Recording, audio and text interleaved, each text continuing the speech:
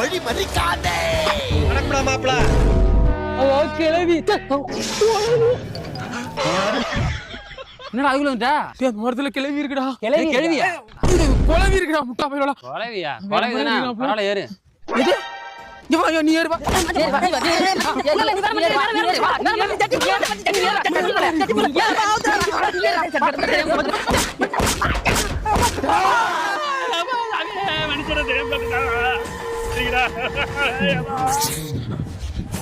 பேசாம உனக்கு வர வேண்டிய நொங்க வந்து சேரும் சரியா?